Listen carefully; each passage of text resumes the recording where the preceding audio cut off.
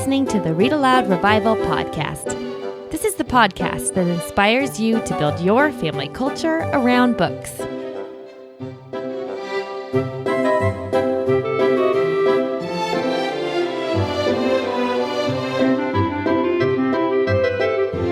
For a parent and children, it's one of the best ways you have available to you to build a relationship and build trust and build love within your family.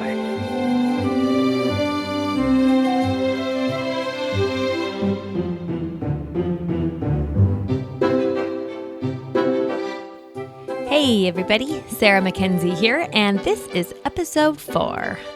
I am really excited about the conversation I'm sharing with you today because I got to talk to Jim Weiss from Great Hall Productions, and we had this fantastic conversation that lasted over an hour. It was so great. It may be my favorite one yet, and Jim is amazingly inspiring, very candid, and gives a lot of helpful hints for how we can, take on new character voices and not let our voices give out and stay awake when we get sleepy and choose great stories and what the point is to it all. So it was a great conversation. And like I said, it was over an hour. So I thought, well, I'll just trim it up. And I went to go edit it and I just couldn't cut things out. I mean, it was so good. So I didn't want you to miss any of it. So what I did instead is I broke it into 2 episodes. So this is the first of 2 episodes with Jim Weiss. And in this first one, we focus mostly on tips and tricks, and he gives us a little bit of know-how with storytelling. And in the next episode, we'll get to tap into his mind a little bit about why he does what he does and what he thinks stories do for family culture and for our children and for ourselves. So awesome conversations. I'm really excited to share those with you. And then today I also invited my friend Pam from episode 3 back. My kids are totally digging her summer reading adventure, Traveling Through the Pages, which you can find at edsnapshots.com. I mean, totally digging it. They have been begging for twice as much reading time. Quiet Reading Hour has turned into Quiet Reading Hours so that they can try all the new different kind of books that they wouldn't normally pick up. So it was fun. We went to the library this morning, and it was fun to help them find things on the shelves that they don't normally look for. So I encourage you to go check out Her Summer Reading Adventure, which is free. And there's awesome downloads and everything because Pam makes just really pretty things. So this episode is brought to you by Audible. With over 150,000 high-quality audiobooks to choose from, you're sure to find something at Audible to delight your family. My family is currently listening to Tom Sawyer, and we're loving it. It's a real fun listen. You can download a free audiobook of your choice and get a 30-day trial by visiting audibletrial.com/readaloud. Let's get right into our interview.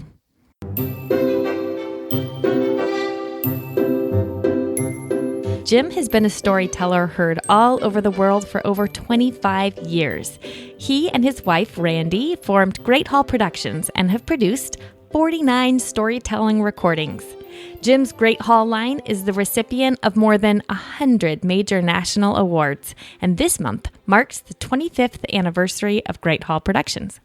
Not only does Jim create recorded stories, he gives live performances at stores, libraries, schools, and community events. He has even hosted and starred in a PBS television pilot and has performed at the White House. Today, I'm going to be chatting with Jim about how we can become better skilled at the art of reading aloud to our kids. He'll give us some tips for great character voices, engaging stories, and tell us why it's so important that we not try to do this thing perfectly. Hey, Jim, thanks so much for taking my call. I'm excited to be talking with you today. Same here, Sarah. I'm just delighted that you called. Thanks for asking. Well, let's get started by having you tell us a little bit about yourself and your family. Well, let's see. I'm directly descended from the Queen of England. No, I just made that part up. Anyway, my wife, Randy, and I live in Charlottesville, Virginia, Thomas Jefferson's town, and we've lived here for about 16 years. Part of the draw was that it is the area in which Jefferson and Madison and Monroe and Lewis and Clark all lived, and it's a history fan that drew us here, but also it's just a beautiful place. And I have my studio across the driveway from the house where I write and record and edit and master and send the recordings out to be replicated or downloaded. So it's a very self-contained kind of an operation, and Randy runs the business side of it. Very good. We've been doing it, as you say, for about 25 years now, and when we started, the whole explosion in spoken word audio had not yet occurred. So it was really a huge leap of faith on our part, and we weren't sure there was going to be anybody out there who would want to buy any of these recordings, which in those days were on cassette. But fortunately, it took off very quickly, and here we are 25 years later, and as you say, we have people all over the world who listen to us now, which is kind of mind-boggling to us. Right, in various formats probably, right? CD or downloads or... That's right, all kinds of things. Yeah. I've been to New Zealand and toured there. A couple months ago, we did a tour in Singapore, and they've asked us back already to go to Singapore and Hong Kong next year. And who knew that the recordings were going to be picked up by people in Eastern Asia? Oh, that's so cool. Yeah. It's mind-boggling. So what drove you to start telling stories as a profession? Have you always been a storyteller, or? Well, the profession part of it was the second step. The first part of it was telling stories, just because I love to tell stories. My father and grandfather and mother all loved to share stories with us, with my brother and me when we were growing up. My mother read aloud to us. My grandfather had a small but potent repertoire of stories that we all got to know so well that there were some sentences in which we would chime in. And he, being a great tease, would occasionally mess up on one of those phrases on purpose. And we'd all go, "No, Grandpa, that's not right." And he would say, "It's not? How is it supposed to go?" Which was one of his instinctive ways of keeping us listening carefully. My dad was the one who was the greatest influence, though. He told us stories as our bedtime stories from classic literature and from history. And he knew instinctively a couple of the rules, and there are not very many rules to doing this. Everybody gets to do it in her or his own way, but the first rule, the unbreakable rule, is you only tell stories or read stories aloud that you love yourself. Because if you try and tell a story that you don't like, people pick up on that, and it'll fall flat. But if you're enthusiastic, they'll pick up on that, and chances are they'll get enthusiastic. So he told us stories he loved, and he usually had the book nearby when possible, so he could say at the end, "I'm so glad you like this. Wait till you read the book, it's even better." And as you know, that's what happens at the end of my recordings. Yes, absolutely it is. Mm-hmm.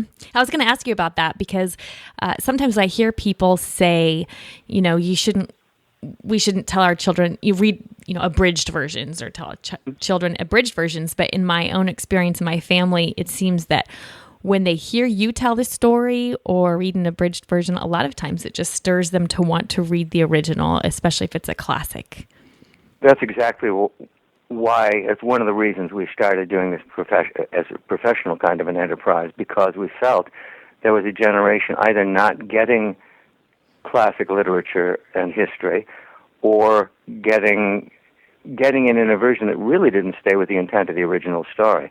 And our goal was to tell it on a level kids could handle, the way my father did with us,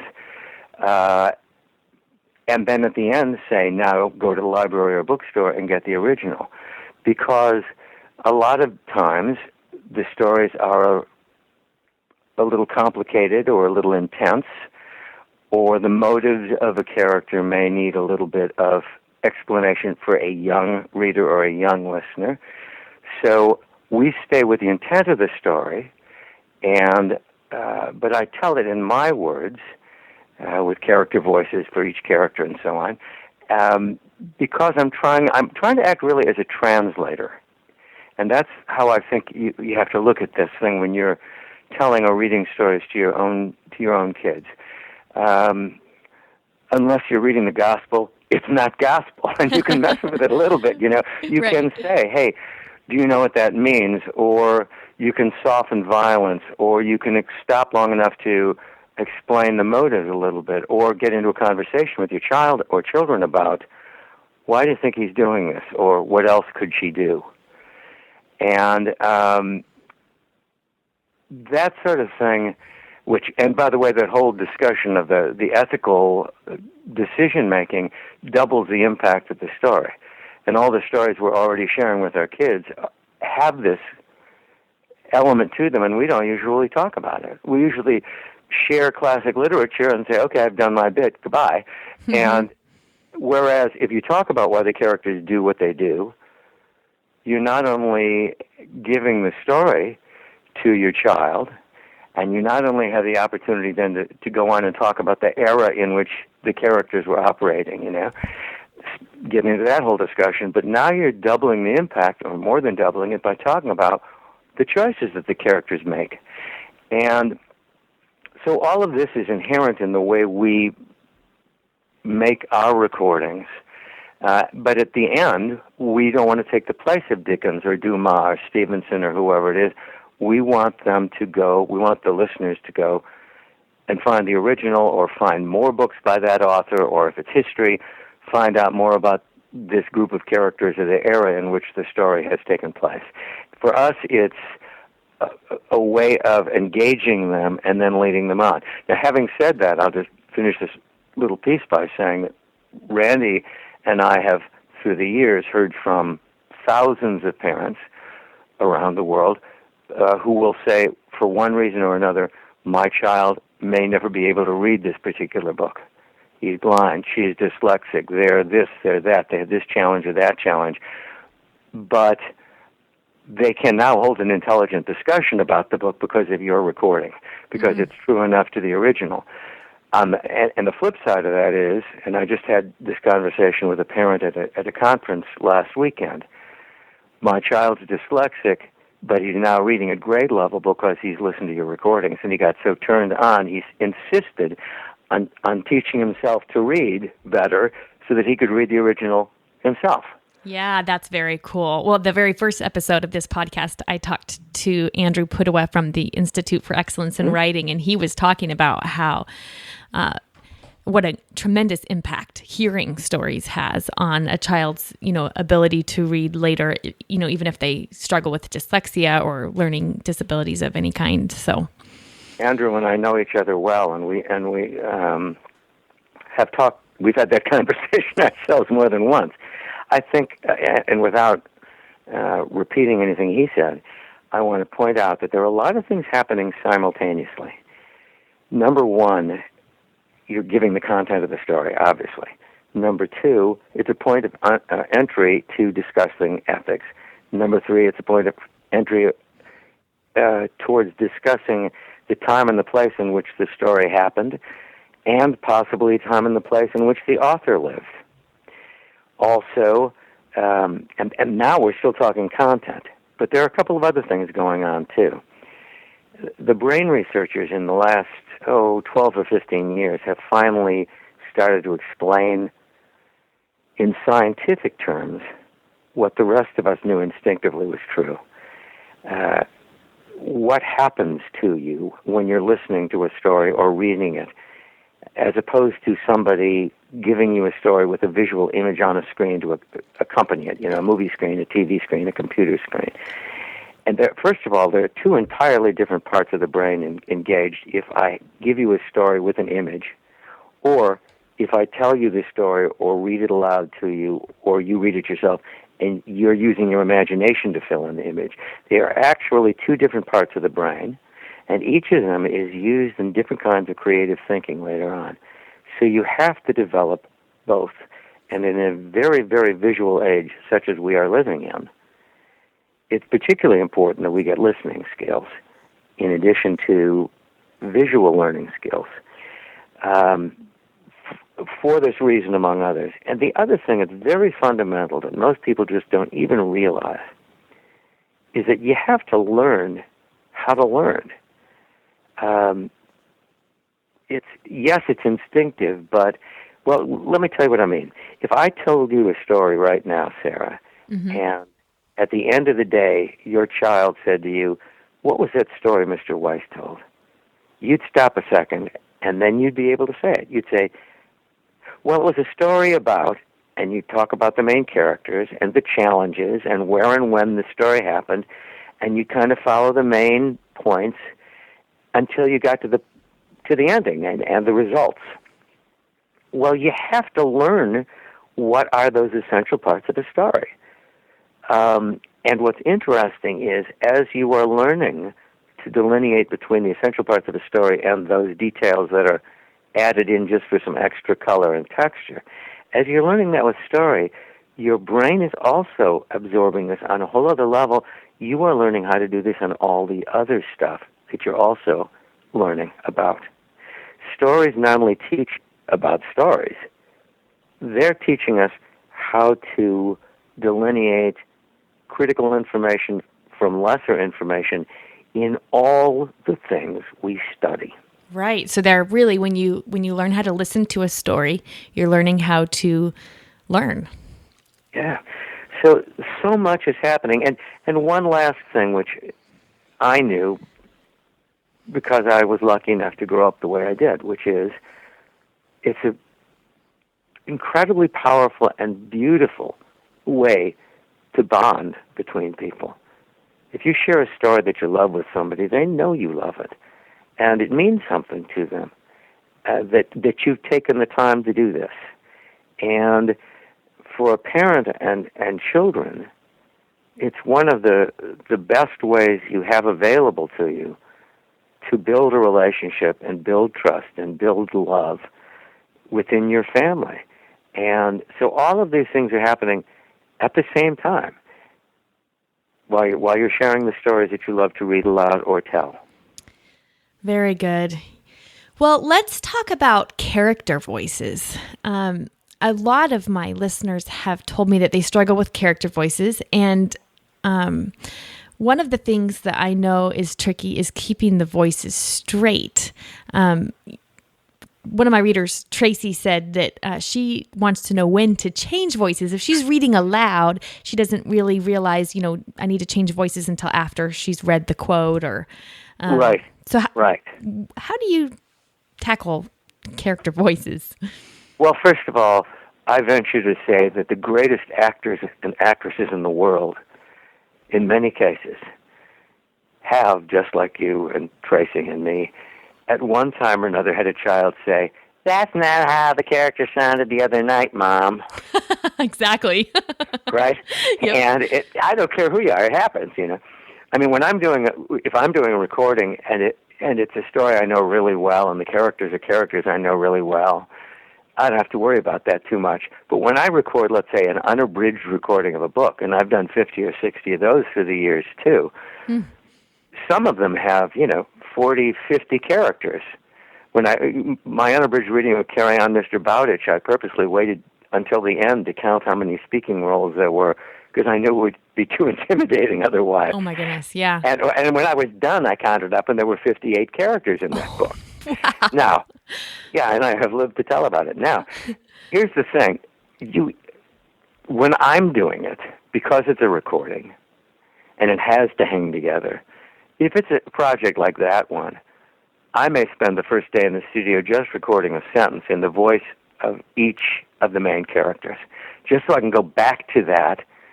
If the character disappears for 3 chapters and comes back, I don't have to say, "What did he sound like again?" Yeah. And it's all right there in one spot I can go to. I don't have that problem very often. For me, having access to the voice comes very organically. Nonetheless, there are times you have to think about it. And here's what I would say to parents. First, the critical part is just the main characters. Don't put any pressure on yourself to get all the minor characters with extraordinarily unique voices, because you go crazy. Yeah. Second, when you're thinking about the voice,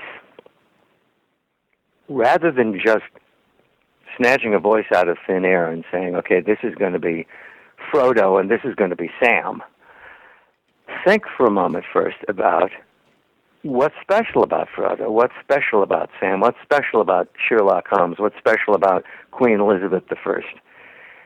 what is it I want my kids to know about this person? And now, how do I convey something about that through the voice? So you're looking for something to delineate one character from another and have a little contrast in the voices. And the ways that you do that are, and here's a list. You can have one voice that's higher, like this one, and one voice that's lower, like this one. And you know what? I haven't changed anything except the pitch. And yet I have two very distinctive voices here and two very distinctive characters here. And chances are, if it's a story about Samson or Hercules, that character is going to get the lower voice, and somebody else is going to get a higher voice. It's so simple, that one contrast. You can also do louder and softer. Very excitable characters tend to get loud. If you have a character who's very shy, just get a little softer with that voice. And even if you don't really change the volume much in your other characters, even if they're speaking in an ordinary volume like this, there is still a contrast. And that shy person's voice is going to sound shyer by comparison, more shy by comparison. Wow, okay, yeah. You can do kind of a jumpy conversational thing, like this, as opposed to someone else who's much more even and a little more extended in his or her speaking, because they're maybe more grounded or more thoughtful about the things they say. Yeah, that reminds me of the interview I saw you do with Rebecca from Hedua, and she had some videos on the Hedua site, which I'll link to in the show notes, because they're so fantastic. Her interview with you is just great. And you were doing the tortoise and the hare, I think, and I just was floored. All you did was speed up and slow down your voice, and it made such a huge difference. And, in a way, it's an advantage that you're not an actor or an actress out on stage with costume changes and scenery and all of that stuff.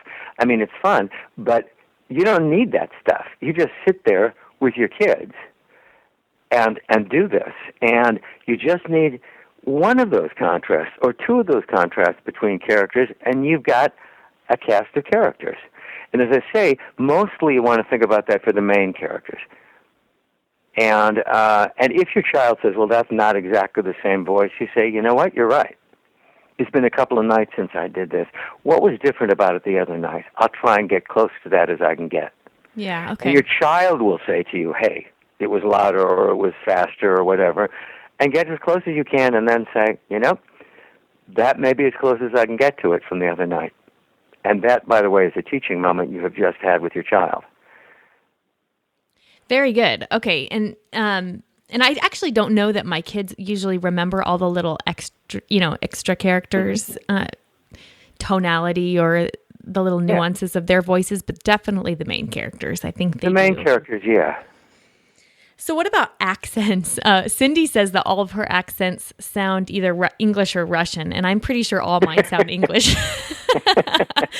So how do you learn accents, and do you have any tips for that? Well, again, if you can't do an accent well, you may or may not want to try. It's one thing if the author has written the dialogue with an Irish accent or a German accent, and the W's, it's a German character and the W's are all V's now. You can see that on the page and at least do something with that. But there are two things to keep in mind, I guess, with accents. First is that you never want to sound as if you're making fun of somebody's accent. Very good point.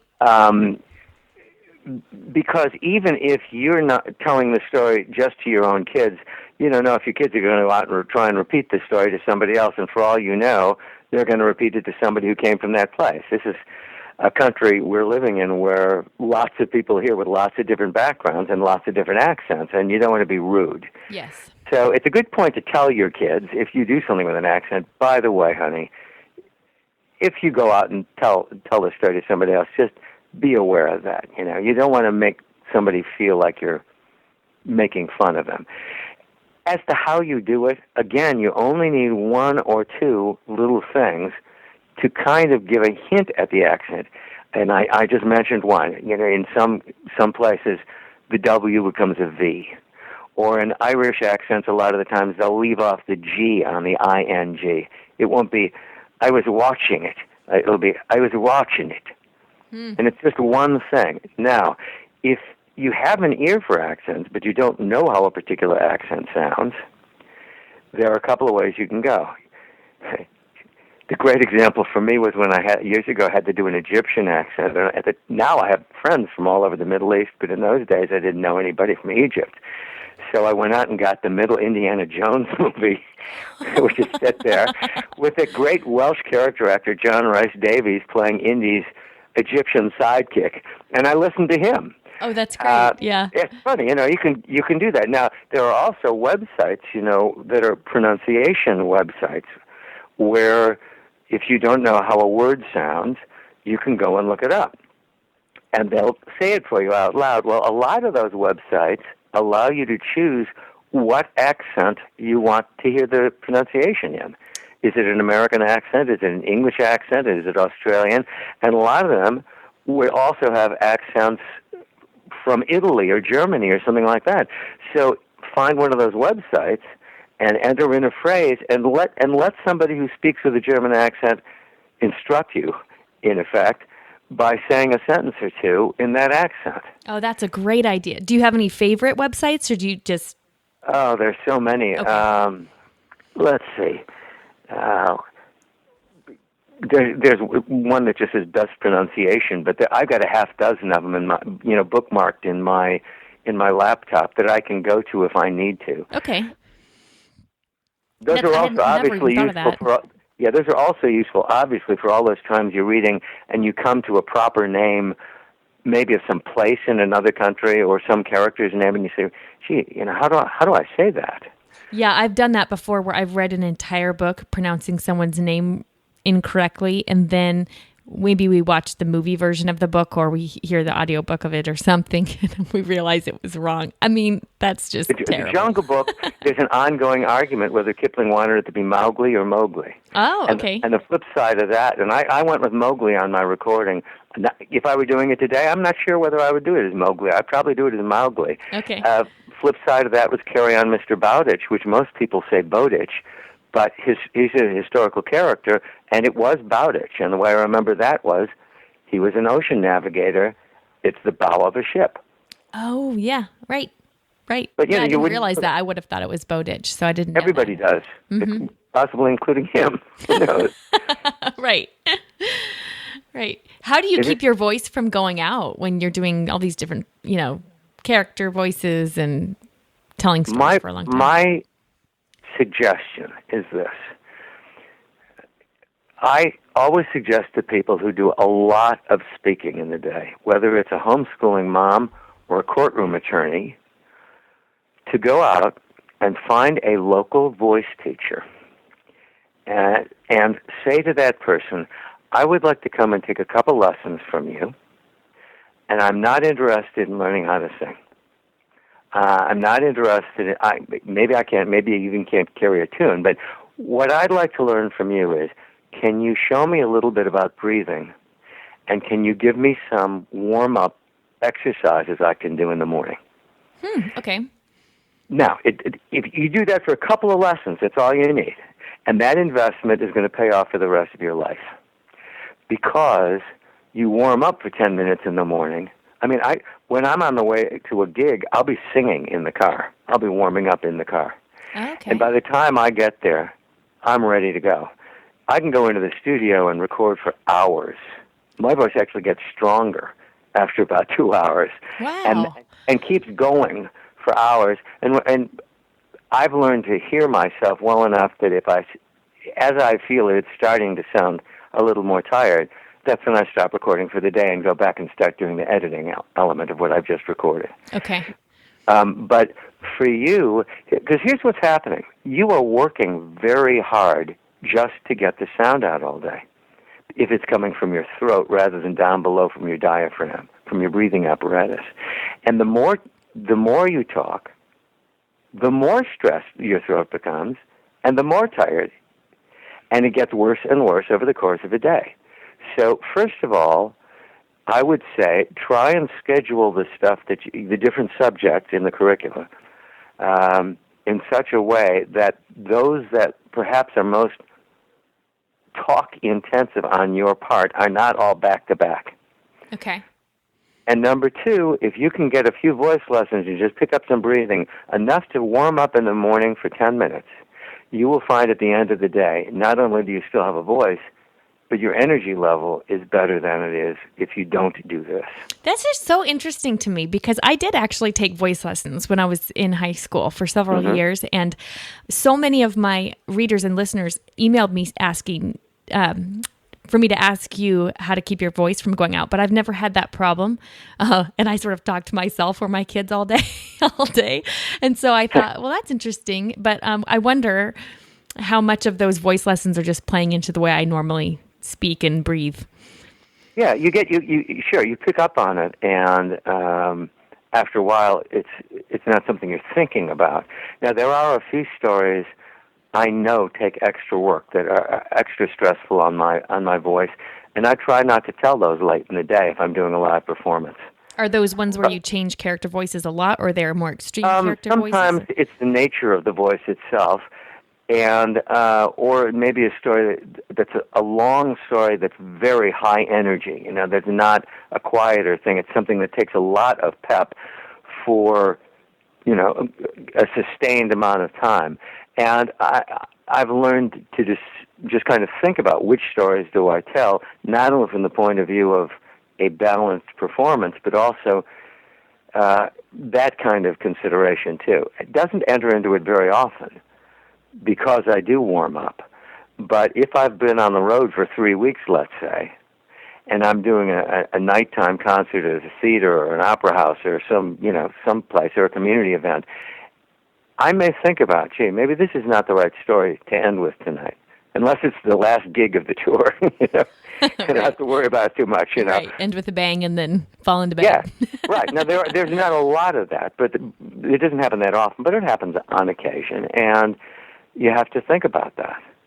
Well, do you ever get really sleepy when you're telling a story or reading something? Because I definitely, especially if it's a before bedtime story, will feel like I could actually talk myself or read myself to sleep. I'll just be battling this incredible, wow, it just kind of makes me lethargic, even if it's a really interesting story. So do you struggle with that at all? It's because of what's happening. It's because, you're setting down the rest of your day. Yeah. You yourself are getting into this story. It's actually an indication that you're getting into that this is a good story for you in the sense that you care enough about it. You're focusing on that, just that and your kids. That's when you do one of several things. You either put on a Jim Weiss recording. Yes, I was going to say that. That's right. Or you just say, hey, you know what? Let's finish this chapter. Yeah. And then stop. Yeah. Or we'll finish now for the evening, or whatever it is, and that's okay. And because we've also all been busy all day, and when that happens, we're suddenly in that place of story too. Yeah, and I definitely think I started using your stories and audio stories in general a lot more commonly or more frequently, I guess, during times in my parenting where I've just been more tired in general. So maybe when I'm expecting, pregnant, or there's a new baby in the house, or we've just been really exhausted. That's a really great gift of audio recordings, I think, is everybody can kind of relax into this story. So I have, as you know, a couple of recordings that are meant to help kids go off to sleep. Sweet Dreams and Good Night are the titles. And those are intended to do that. And those recordings are not only in homes all over the world, they're in children's surgical wards and war zones and safe houses for victims of abuse, where the kids don't feel safe in their lives because of what they've gone through. And these stories are intended to help you feel safe and go off to sleep. Oh, wow. But the other stories, and I have many people who say, well, that we'll listen to any of your recordings, but this is the one we put on last to help the kids go off to sleep. And but the others can do that too, because as I say, you're suddenly in that magical realm of story, And that's when all the caffeine wears off, I guess, is one way to put it. You're suddenly all the things that kind of kept you jumping are not coming into play. And in a way, that's a very healthy thing for you as well as for your kids, that at the end of the day, you too can kind of go, ah. Wasn't that great? It gets even better, honestly. I think the second half is even better. But I would have overloaded you if I aired the whole thing in one episode. So I'm going to wait to air the second half of our conversation till the next episode. So you're going to have to stick around. For now, though, I thought maybe we could chat for a few minutes with my friend Pam. Hey, Sarah, how are you doing? I'm doing awesome. How are you? I'm doing good today. You and I have had some conversations lately about how important it is to own books. And, last episode, you and I talked about visiting the library and how, important it is to visit the library and some tips for doing that. But we've had some interesting conversations about owning books. So what should we tell our listeners about that?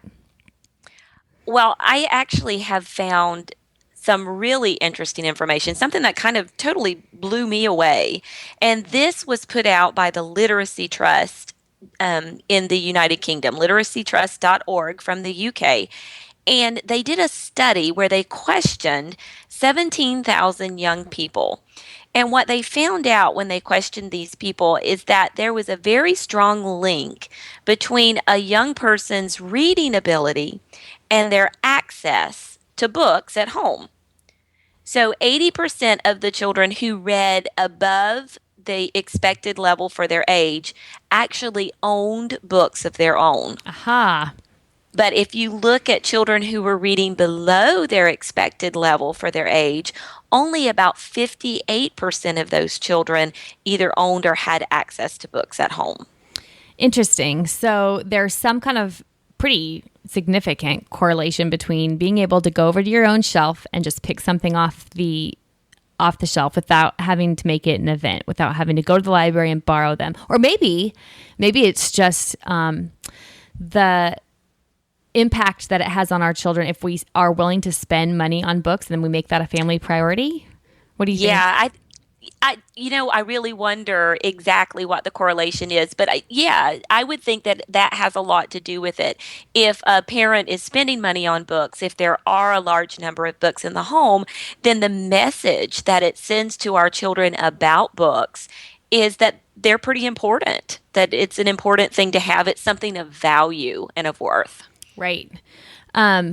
So books are expensive. How do we do that? How do we fill our shelves up with them? You're right. Books are expensive, especially when you start buying a lot of them. Well, there are a couple of things we can do to cut back on the cost of books. And one of the best things to do is to go thrift store shopping. In every town in America, and I'm sure overseas as well, there are little thrift shops of used goods, things that people have donated for the thrift shop to sell, and they're full of really good books. Yep. My favorite bookshop is a good thrift store. Yes. So go into that thrift shop and scour the shelves. I mean, you're going to find a lot of duds, but you're going to find some really great ones in there as well. And yard sales. Get up early on a Saturday morning and hit a yard sale or an estate sale. And, you can pick up books for a dime a piece. Another place that I like to shop for used books is Amazon.com. I know everybody knows about their new books, but I have had great experiences there buying their used books for just a few cents a piece. Yeah. So, how do we do that? I'm trying to remind, I do it all the time, but I'm trying to remember what it says on the screen. I can pull it up here too. Yeah, there are other buying options is what it says. Okay. And, so as you're looking at the book, there'll be a little box there next to a little bit to the right of the picture of the book. Yep. And it'll say buying options, and it'll have used, and you can click on that and see what all of the used buying options are for a book. Yeah, so Amazon is a great retailer for used books, and Better World Books also is a good retailer for used Okay, is that books. online? Yes, that's online, and we'll have to stick up a link in the show notes. Okay, and then another good spot for used books is your library book sale. And so if you go to your library's website, they usually have on their event page, or you can just ask the librarian next time you're there, or give them a call and find out. My library does 2 a year, and they are really awesome. People donate books to the library, and they don't put them in the collection. They just put them in for sale, and then those funds that they raise help support the library. And the other thing they do is they pluck library books from the shelf that are actually in pretty decent condition, but just aren't being circulated enough, and they need to make more space on the shelves for other books. And so they sell those constantly, all the time, on a shelf. And those ones are the really good ones, I think. And so I actually make a beeline for that shelf, the discard shelf, first when I go to the library before I even go over to the, regular shelf. So yes, we have gone to a few thrift stores. We've searched Amazon. We've kind of got a load of books, and now we just shove them all on the shelf, and our kids are going to read. No. No, you don't. There's actually a bit of an art to this. Once you get the books into your home, it is great to put them on a shelf, but I would encourage you to spread the books around a little bit. All of my children have books of their own in their rooms.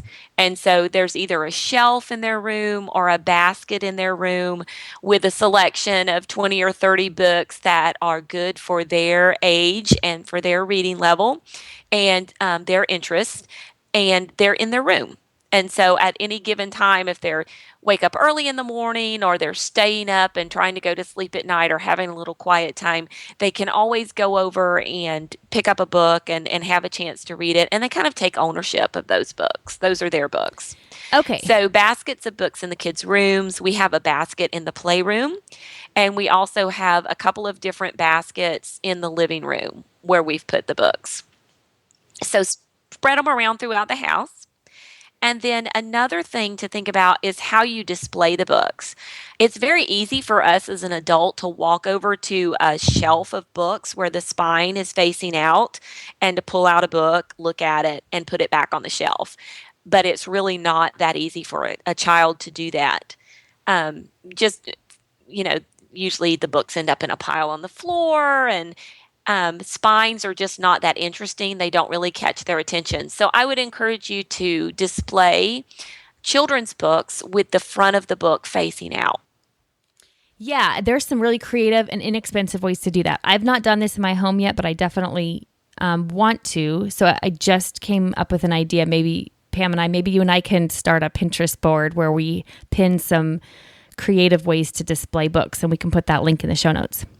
Yeah, and actually on our summer reading board, we have probably about 20 different pins. Oh, you do? Awesome. I'll just link to that board then. Yeah, creative ways to display books. Everything from, in our house, we do have some of the little IKEA spice rack bookshelves. I know people have used rain gutters, pallets, the old wooden pallets that they've made into bookshelves, curtain rods and pieces of fabric to make like a sling shelf.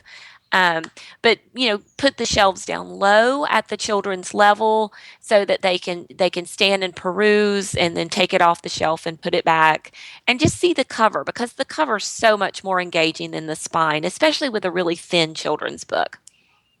Okay, awesome. So now we know that it's super important to own books, and a few places to find some discounted books so we're not paying full price, and some great ways to display those. And I'll make sure I link to your Pinterest board that has some ideas if people want some creative options for displaying books in their home.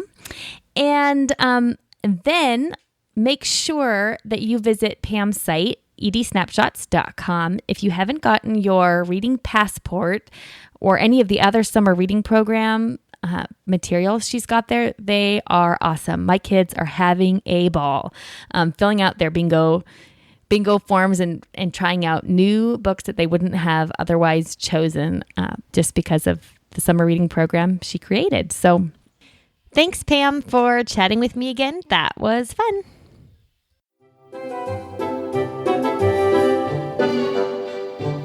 Now it's time for my favorite part of the podcast. This is Let the Kids Speak, where kids get to tell us about the books that have been read aloud to them. My name's Michael.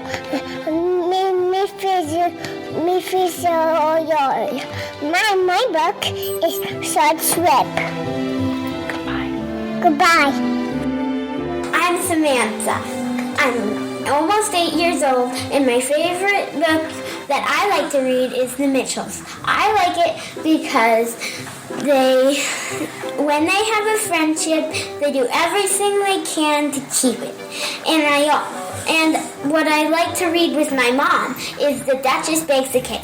I like it because it's funny and there's a surprise for everyone. My favorite book to read with my dad is The Chronicles of Narnia. I like it because it's very adventurous books and they're very cool, and I'd like to see if there are any more going to be published.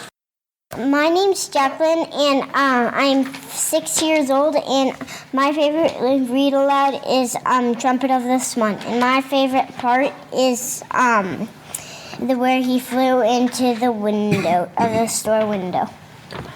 Goodbye. Well, that's just got to be your favorite part of the show too, right? It's not just me. I have links to all the books that our younger guests suggest at readaloudrevival.com, episode 4. And Michael's, if you missed it, was Charlotte's Web. But you can find links to all of the titles that the kids recommend in the show notes. So that's it for this episode. Be sure to check out the show notes, readaloudrevival.com, episode 4. Just look for the episode 4 button because Jim is generously offering a CD to one of our listeners today. So you can enter right there in the show notes. And as long as you're listening to this podcast within a couple weeks of its airing, you should get a chance to enter there. It'll be open through the end of June 2014. The winner will get to pick any one of the 49 audio recordings available at greathall.com. So be sure to check it out. I love hearing from you, so shoot me an email. Let me know if you can think of a guest that you'd like me to see if I can get on the show. If there's a topic you want us to cover, any feedback at all is just fabulous. And of course, if your children want to record a message to get on Let the Kids Speak, head to readaloudrevival.com. Scroll to the bottom of the page, and there's a button there you can click to leave me a message. Actually, adults, if you have a question as well, feel free to leave me a message there, and I would be happy to play those for one of our upcoming guests who I think may do a good job answering whatever question you have. So I'd love to hear from you. You can always sign up for my email list at readaloudrevival.com, and I'll send you a quick note whenever a new podcast is ready.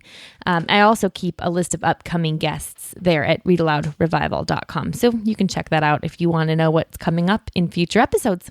That's it for today. Thanks for listening, everyone. Go build your family culture around books.